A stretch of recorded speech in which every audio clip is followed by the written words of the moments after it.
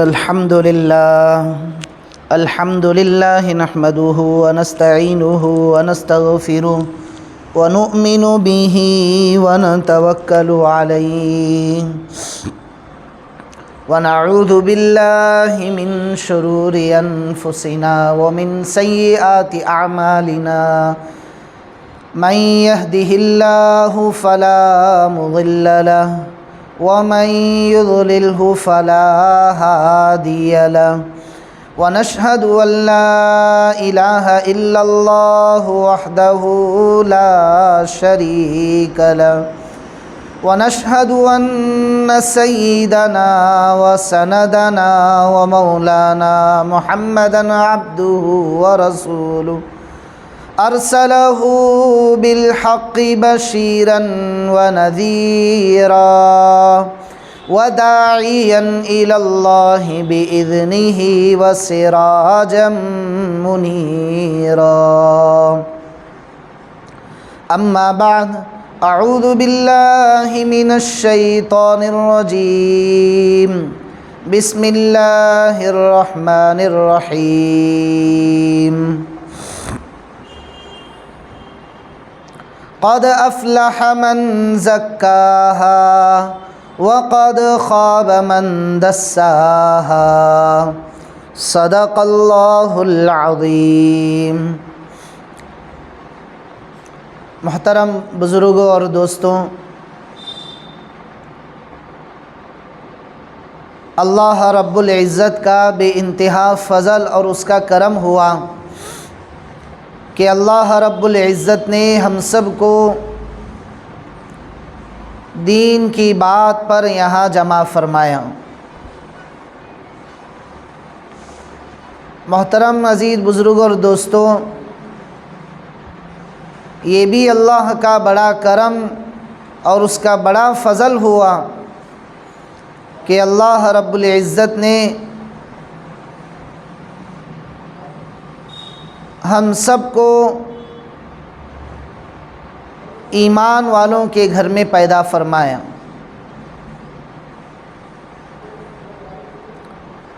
محترم عزیز بزرگوں اور دوستوں، زندگی جو ہے وہ ایک حقیقت کا نام ہے۔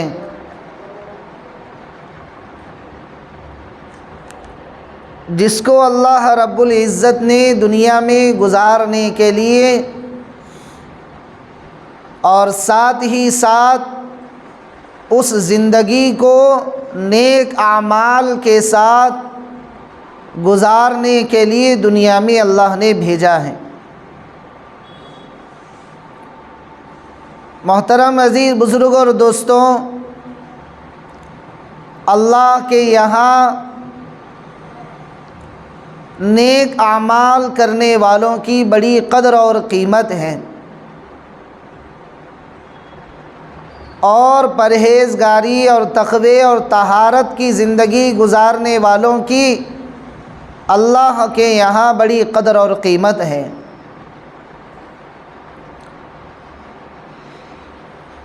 اسی لیے اللہ رب العزت نے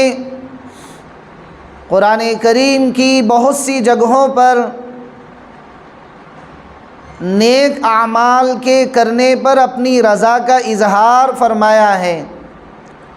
اور برائیوں کے کرنے پر اللہ رب العزت نے اپنی ناراضگی کا اظہار فرمایا ہے۔ اسی لیے آپ قرآن کریم کی بہت سی آیتوں میں اللہ رب العزت نے اس حقیقت کو سمجھایا ہے کہ نیکی کے کام کرنے والے اور نیکی کی تلاش کرنے والوں کی اللہ کے یہاں بڑی قدر اور قیمت ہے۔ اسی لیے محترم بزرگوں اور دوستوں، ہمیں دنیا میں آ کر اس بات کا اہتمام کرنا ہے کہ ہماری زندگی جو ہے وہ مختصر سی زندگی اللہ نے دنیا میں دے کر بھیجی ہے، وہ زندگی اعمال والی اور اللہ کی یادوں والی اور پرہیزگاری کی زندگی ہم گزارنے والے بنیں اور برائیوں سے اپنے آپ کو بچانے کی فکر کرنے والے بنیں۔ نیک اعمال اللہ رب العزت نے بے شمار ایسے نیک اعمال بتلائے ہیں کہ جن اعمال کے ذریعے سے انسان اور بندہ اور بندی جو ہے وہ اللہ سے قریب ہوتے ہیں۔ ان نیک اعمال میں سب سے بہترین عمل جو ہے وہ نماز کا اہتمام ہے، اور بہت سارے اعمال ہیں جیسے قرآن کریم کی تلاوت کا اہتمام ہے، اللہ کے ذکر کا اہتمام کرنا ہے۔ محترم بزرگوں اور دوستوں، جن اعمال سے اللہ راضی ہوتے ہیں، جن اعمال سے اللہ کی رضا کا پروانہ مل جاتا ہے، ان اعمال کے کرنے کی ہمیں اہتمام کرنا چاہیے۔ ان اعمال کو کرنے میں اپنے اوقات کی حفاظت ہمیں کرنی چاہیے کہ اپنے اوقات کی، اپنے وقت کی حفاظت اور وقت کی پابندی سے ان اعمال کے کرنے میں ہمیں سہولت ہو جاتی ہے۔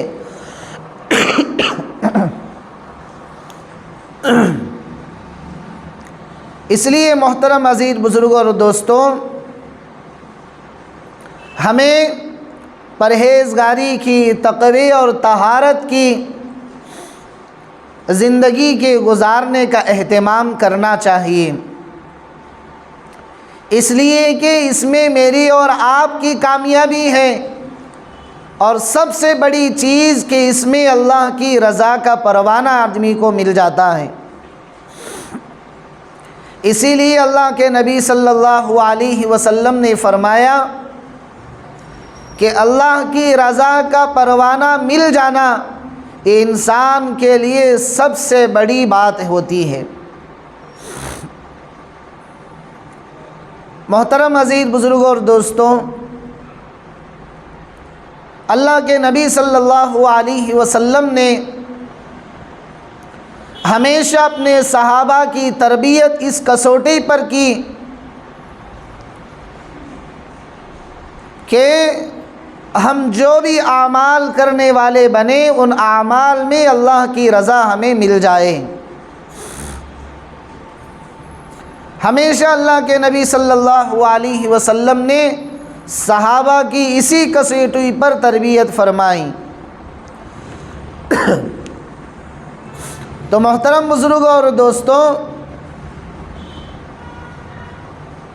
جو اللہ کے نبی صلی اللہ علیہ وسلم دنیا میں آخری نبی اور رسول بنا کر بھیجے گئے، اور جو صحابہ کی جماعت آپ کی تربیت میں تیار ہوئی، ان تمام نے یہی بات کا اہتمام کیا اور کوشش کی کہ ہمیں اللہ کی رضا کا پروانہ مل جائے۔ اسی لیے آپ احادیث مبارکہ کو پڑھنے اور سننے کی کوشش کریں گے تو محترم بزرگوں اور دوستوں، یہ بات ہمیں صاف طور سے سننے میں اور سمجھنے میں ملے گی اور پڑھنے میں ملے گی کہ ہر عمل کے پیچھے صحابہ رضی اللہ عنہم اجمعین نے اللہ کی رضا کو سامنے رکھ کر زندگی گزاری۔ تو محترم عزیز بزرگوں اور دوستوں، 63 سالہ کی جو زندگی اللہ کے نبی صلی اللہ علیہ وسلم اس فانی دنیا میں گزار کر آپ گئے ہیں، اس ساری زندگی کا خلاصہ یہی تھا کہ ہمیں اللہ کی رضا مل جائے اور ہم اللہ کی رضا والے اعمال کرنے والے بن جائیں اور شیطان کے راستے سے ہم دور ہونے والے بن جائیں۔ محترم عزیز بزرگ اور دوستوں، شیطان جو ہے وہ انسان کا کھلا دشمن ہے، اور جس کی وضاحت اللہ رب العزت نے قرآن کریم میں بہت ساری جگہوں پر وضاحت فرمائی ہے کہ ان الشیطان لکم عدو مبین، شیطان جو ہے وہ انسان کا کھلا دشمن ہے۔ کھلا دشمن ہونے کا مطلب یہ ہوتا ہے کہ آدمی کو کسی نقصان سے پہلے اس کو آگاہ کر دیا جاتا ہے، اس کو سمجھا دیا جاتا ہے، اور اس کے سامنے یہ بات رکھی جاتی ہے کہ یہ جو چیز ہے وہ نقصان دہ ہے، یہ چیز کرنے سے تمہیں نقصان ہو جائے گا، اور اس چیز کے کرنے سے تمہیں فائدہ ہو جائے گا۔ محترم بزرگ اور دوستوں، ٹھیک اسی طریقے سے اللہ رب العزت بھی ہمیں سمجھا رہے ہیں کہ شیطان جو ہے وہ انسان کا کھلا دشمن ہے، یعنی ہر وقت ہر گھڑی وہ اسی فکر میں رہتا ہے کہ وہ کسی بھی طریقے اور بہانے سے انسان کو جو ہے وہ اللہ سے دور کر جائے، اس لیے کہ جب اللہ رب العزت نے اس کو اپنی درگاہ سے، اپنی بارگاہ سے دور کیا اور اس کے لیے ہمیشہ ہمیشہ کی لعنت برسائی، تو اس موقع پر وہ اللہ سے وعدہ کر کے آ گیا کہ اللہ مجھے آپ قیامت تک کی اجازت دیجئے، مجھے سہولت دیجئے کہ میں اس اجازت اور سہولت کے ذریعے سے میں جو ہوں وہ دنیا میں رہوں۔ محترم بزرگ اور دوستوں، وہ دنیا میں رہتے ہوئے وہ انسان کے پیچھے لگ گیا، وہ اللہ سے قریب ہونے والوں کے پیچھے لگ گیا اور ان کو بہکایا اور ان کو خواہشات میں مبتلا کر گیا۔ تو محترم بزرگ اور دوستوں، ہمیں اس حقیقت کو سمجھنا ہے کہ شیطان جو ہے وہ انسان کا کھلا دشمن ہے، وہ کبھی انسان کو حسد میں مبتلا کر کے اللہ سے دور کرتا ہے، وہ کبھی انسان کو تکبر میں مبتلا کر کے اللہ سے دور کرتا ہے، وہ کبھی انسان کو اللہ کی نافرمانی کروا کر کے اللہ سے دور کرتا ہے۔ تو محترم بزرگ اور دوستوں، اس کے اللہ سے دور کرنے میں بہت سارے وار رکھے ہوئے ہیں، جو ہر وار کو انسان کی صلاحیت کے مطابق استعمال کرتا ہے۔ اگر انسان عالم ہے تو اس کے ساتھ میں عالم کی شکل میں آتا ہے، اگر انسان عام آدمی ہے تو اس کے سامنے وہ عام آدمی کی شکل میں آتا ہے۔ اسی لیے حضرت ابراہیم علیہ السلام جب اپنے ننھے منھے اور پیارے اور چہیتے بیٹے حضرت اسماعیل علیہ السلام کی قربانی کرنے کے لیے لے کر جا رہے تھے، تو وہ اماں ہاجرہ کے یہاں ایک انسان کی شکل میں آ کر اور ایک نصیحت والا شکل میں آ کر اور ایک خیر خواہی کی شکل میں آ کر وہ اماں ہاجرہ کا ذہن بنا رہا ہے کہ اماں ہاجرہ تمہیں معلوم نہیں کہ تمہارے شوہر، تمہارے سرتاج نے تمہارے بیٹے کو اللہ کے راستے میں شہید کرنے کے لیے اور اللہ کے راستے میں قربانی پیش کرنے کے لیے لے کر جا رہے ہیں، اور جب وہاں اس کی دال نہیں گلتی ہے اور وہاں جب اس کو پہچان لیا جاتا ہے تو وہ حضرت ابراہیم علیہ السلام کے سامنے ایک بہت بڑے ناسے کی شکل میں آ کر کہتا ہے کہ ابراہیم، اللہ نے تمہیں اس بات کا اہتمام نہیں کیا تھا، بلکہ اللہ تمہیں دیکھنا چاہتے تھے کہ تم اللہ کے راستے میں قربانی کرتے ہو یا نہیں، اس لیے تم اپنے بیٹے کو لے کر واپس چلے جاؤ۔ محترم بزرگ اور دوستوں، انہوں نے فوراً پہچان کر لا حول ولا قوت الا باللہ کا ورد کیا۔ معلوم ہوتا ہے کہ شیطان جو ہے وہ انسان کے ساتھ اس کی صلاحیتوں کے ساتھ چلتا ہے، اگر وہ جاننے والا ہے تو اس کو اس کے حساب سے بہکاتا ہے، اور اگر وہ عام آدمی ہے تو اس کو اس کے حساب سے بہکاتا ہے۔ محترم بزرگ اور دوستوں، ہمیں چاہیے کہ ہم اللہ کی عبادت میں لگ کر اللہ کی مرضیات پر عمل کر کے ہمارا دل ایسا منور بن جائے کہ وہ اللہ کی معرفت کو لے کر اور اللہ کی معرفت کے اترنے کا گہوارہ بن جائے اور شیطان کے حملوں سے بچانے والا بن جائے۔ اس لیے محترم بزرگ اور دوستوں، ہمیں اس دنیا میں اپنی زندگی کو بنانا ہے اللہ کی مرضیات پر چل کے، اللہ کی چاہتوں پر چل کے، اللہ کی رضا والے اعمال کر کے ہمیں اپنی زندگی کو بنانا ہے۔ جیسا کہ میں نے شروع میں آپ کے سامنے کہا کہ اللہ کی رضا والے اعمال میں سب سے بہترین جو عمل ہے وہ نماز والا عمل ہے۔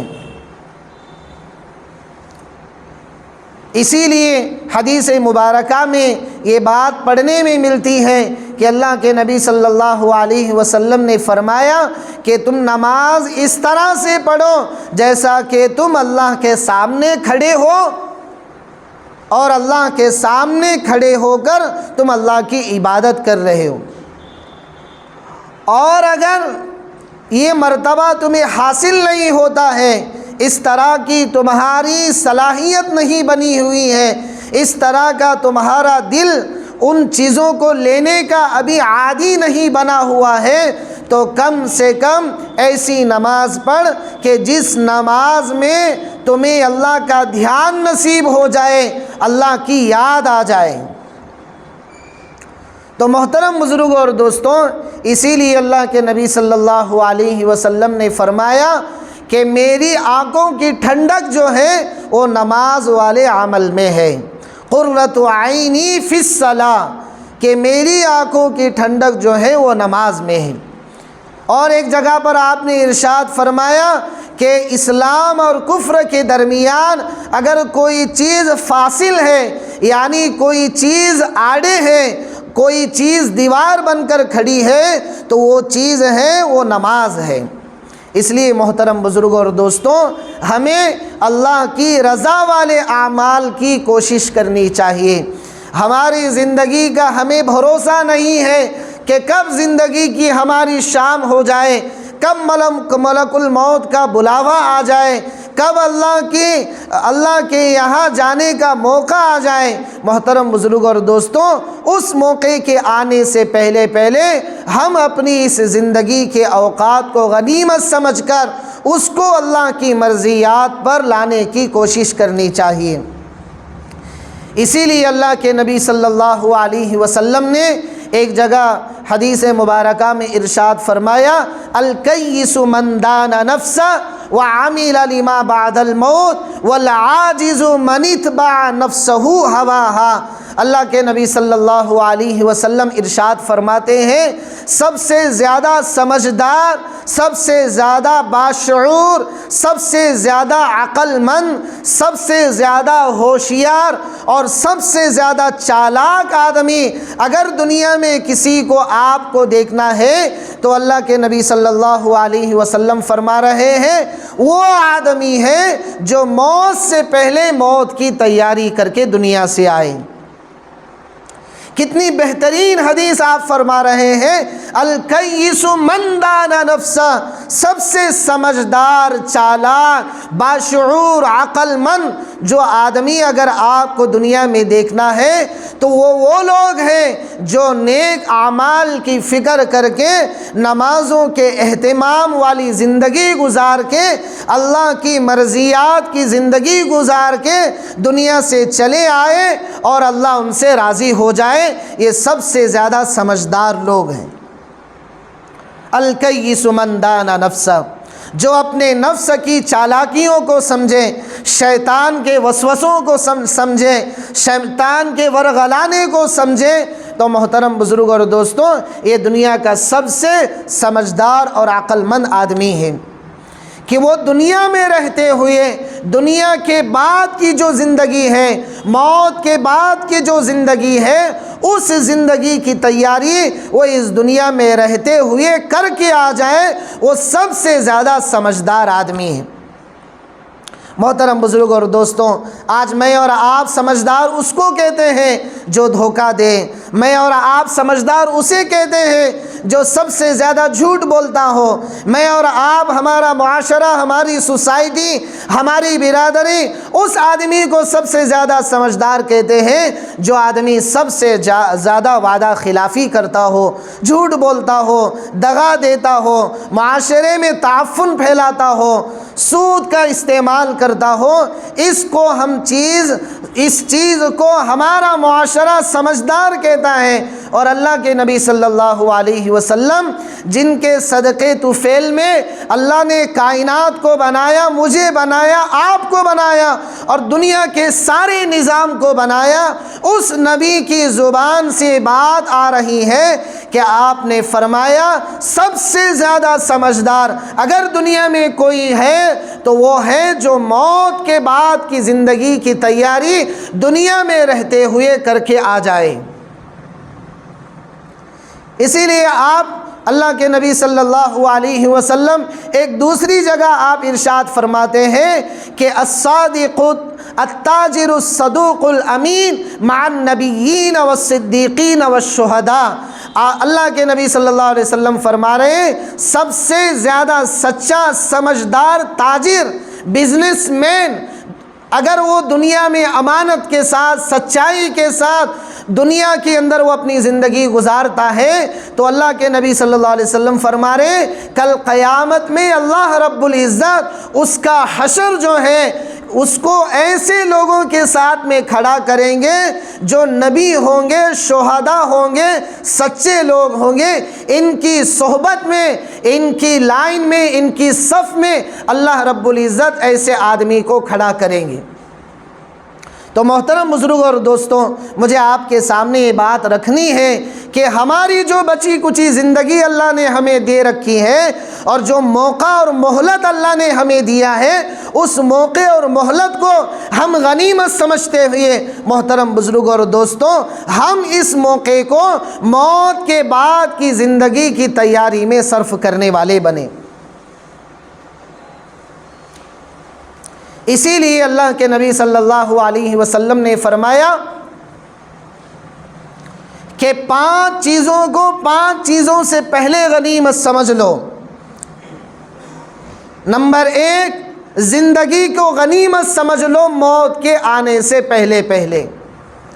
یعنی موت کا جب جھٹکا لگ جاتا ہے تو سارے کے سارے مسائل اور ساری کی ساری بزی لائف اور مشغول زندگی جو ہے وہ موت کے ایک جھٹکے پر ختم ہو جاتی ہے۔ تو اللہ کے نبی صلی اللہ علیہ وسلم فرما رہے ہیں کہ اس موقع پر آدمی افسوس کے سوا کچھ نہیں کر سکتا۔ موت کے ایک جھٹکے پر جب وہ افسوس کے ہاتھ ملتا ہے تو اس موقع پر اسے کوئی فائدہ نہیں ہوگا۔ اس لیے اللہ کے نبی صلی اللہ علیہ وسلم فرما رہے ہیں اس موقع کے آنے سے پہلے تم اپنی اس زندگی کی قدر اور قیمت کر کے اس بچی کچی زندگی کو اللہ کی یاد میں گزار لو، نماز بھری زندگی بنا لو۔ موت کے بعد کی زندگی جو ہے اس زندگی کی تیاری تم اس زندگی میں کر لو۔ تو یہ ہے 5 چیزوں کو 5 چیزوں سے پہلے غنیمت سمجھنے میں سب سے پہلی چیز جو ہے وہ زندگی کو ہمیں غنیمت سمجھنا ہے موت کے آنے سے پہلے۔ اور دوسری جگہ اللہ کے نبی صلی اللہ علیہ وسلم فرماتے ہیں کہ جوانی کی قدر ہمیں کرنی ہے بڑھاپے کے آنے سے پہلے۔ جوانی کی قدر کیا ہے؟ جوانی کی قدر یہ ہے کہ جس کو اللہ کے نبی صلی اللہ علیہ وسلم دوسری جگہ ارشاد فرماتے ہیں کہ جوان کا سجدہ بوڑھے آدمی کے 70 سجدوں سے زیادہ قیمت رکھتا ہے اللہ کے یہاں۔ جوان آدمی کی توبہ، جوان آدمی کی نمازیں، جوان آدمی کی عبادتیں اللہ کے یہاں اتنی محبوب ترین چیز ہے۔ اللہ کے نبی صلی اللہ علیہ وسلم فرماتے ہیں کہ اس کے آنکھوں میں آنے والا آنسو کا قطرہ اگر وہ مچھر کے پر کے برابر اور مکھی کے پر کے برابر بھی ہے تو اللہ رب العزت اس کے گالوں پر آنے سے پہلے پہلے اس جوان کی توبہ کو اللہ رب العزت قبول کرتے ہیں۔ یہ جوان کی عبادت ہے، یہ جوانی کی عبادت ہے۔ تو محترم بزرگ اور دوستوں، جہاں ہمارے بچے فضول چیزوں میں اپنا وقت ضائع کر رہے ہیں، دوسری لغویات میں اپنا وقت استعمال کر رہے ہیں، تو محترم بزرگ اور دوستوں، ہماری یہ ذمہ داری بنتی ہے کہ ہم اپنے ان بچوں کی صحیح تربیت کرنے کے لیے، انہیں اللہ سے قریب کرنے کے لیے، حضرت نبی کریم صلی اللہ علیہ وسلم کی زندگی سے جڑنے کے لیے، محترم بزرگ اور دوستوں، ان کی جوانی کا صحیح استعمال کیا جائے،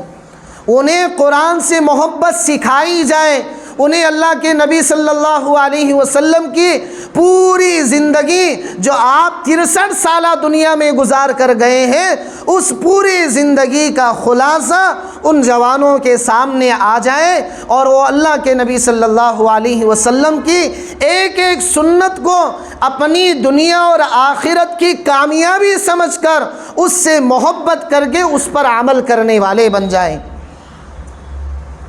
اسی لیے میں نے آپ کے سامنے گزشتہ جمعہ ایک بات نقل کر دی تھی، ایک بہت بڑے دانا کی، ایک حکیم کی بات تھی۔ محترم بزرگ اور دوستوں، وہ فرماتے ہیں کہ کسی جوان کے دل میں اللہ کے نبی صلی اللہ علیہ وسلم کی محبت کا آ جانا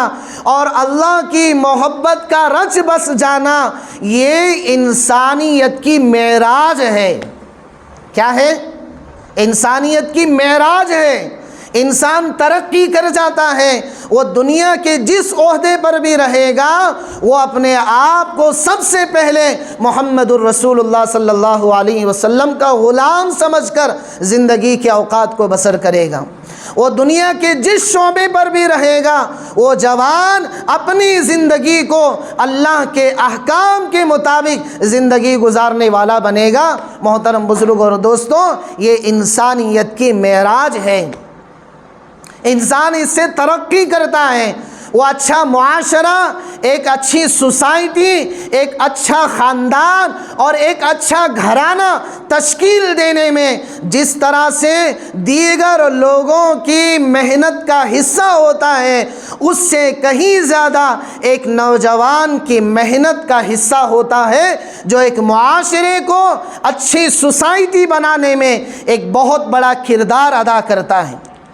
تو محترم بزرگ اور دوستوں، مجھے آپ کے سامنے یہ بات عرض کرنی ہے کہ 5 چیزوں کو 5 چیزوں سے پہلے غنیمت سمجھ لو۔ اس میں سب سے پہلی چیز جو ہے وہ زندگی کو ہمیں سمجھ لینا ہے اور اس کی حقیقت کو سمجھ کر گزارنا ہے موت کے آنے سے پہلے پہلے۔ اور دوسرے نمبر پر ہم اپنی بچی کچی زندگی، بچی کچی جوانی کو بڑھاپے کے آنے سے پہلے پہلے اس کی قدر اور قیمت کرنی۔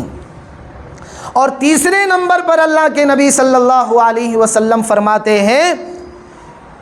کہ صحت کی زندگی کو بیماری کی زندگی سے پہلے پہلے اس کی قدر کرنی ہے۔ یہ عام مشاہدہ ہے، عام تجربہ ہے ہر آدمی کا۔ جو آدمی صحت کے دنوں میں اچھے اعمال کرنے میں جتنا وقت لگاتا ہے، وہ بیماری کے دنوں میں اتنا وقت اس کے پیچھے نہیں لگا سکتا۔ اسی لیے ہمارے بڑوں سے سننے میں یہ بات ہمیں ملی کہ ہم اپنی بیماری کی زندگی کے آنے سے پہلے پہلے ہم اپنی صحت میں ایسے اعمال کر کے اللہ کی بینک میں اسٹاک کر جائیں کہ جو اعمال ہمارے بڑھاپے کی بخشش کا ذریعہ بن جائیں، ہمارے بڑھاپے کی بخشش کا ذریعہ بن جائیں، نجات کا ذریعہ بن جائیں۔ تو محترم بزرگ اور دوستوں، ہم اپنی صحت کے ان دنوں کو جو آج میں اور آپ گزار رہے ہیں، وہ بیماری کے آنے سے پہلے پہلے اس کی قدردانی ہمیں کرنی ہے۔ تو محترم بزرگ اور دوستوں، مجھے آپ کے سامنے یہ بات عرض کرنی تھی کہ اللہ کے نبی صلی اللہ علیہ وسلم نے 5 چیزوں کے بارے میں کہا کہ ان 5 چیزوں کو 5 چیزوں کے آنے سے پہلے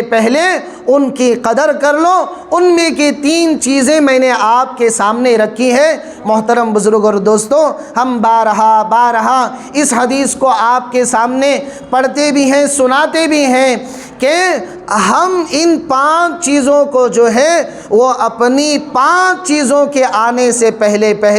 ان کو غنیمت سمجھ کر اپنی زندگی کو ایک ترتیب کے ساتھ میں گزارنے کی کوشش کرنی چاہیے۔ جس طریقے سے دنیا کے کام کاج ترتیب کے ساتھ میں ہوتے ہیں، ہماری زندگی کے کام کاج بھی ترتیب کے ساتھ میں ہونی چاہیے۔ بغیر ترتیب کے جب دنیا کا کام نہیں ہوتا ہے تو اللہ کا دین بھی اتنا سستا نہیں ہے کہ ہم بغیر محنت کیے، بغیر کوشش کیے وہ اب ہماری زندگی میں آ جائے۔ اس لیے محترم بزرگ اور دوستوں، نیکی کے ماحول کو لانے کے لیے، اچھی سوسائٹی بنانے کے لیے، نیکی سے محبت کو ہمارے دلوں میں لانے کے لیے، گناہوں سے نفرت کو لانے کے لیے اور گناہوں سے دور رہنے کے لیے، اور سوسائٹی کو، خاندان کو، معاشرے کو ان چیزوں سے بچانے کے لیے محترم بزرگ اور دوستوں اس کے لیے کوشش ہوتی ہے، محنت ہوتی ہے۔ اور اس کی سب سے بڑی کوشش یہ ہے کہ ہم اپنے معاشرے میں نیکی کے کاموں کا چرچے کریں اور برائیوں کے کاموں کے چرچے سے اپنے آپ کو بھی بچائیں اور معاشرے کو بھی اس سے بچنے کی اہتمام اور تلقین کریں۔ تو کریں گے بھائی انشاءاللہ۔ اللہ تعالی ہم سب کو عمل کی توفیق عطا فرمائے۔ جو حضرات سنت نہیں پڑھے وہ سنت سے فارغ ہو جائیں۔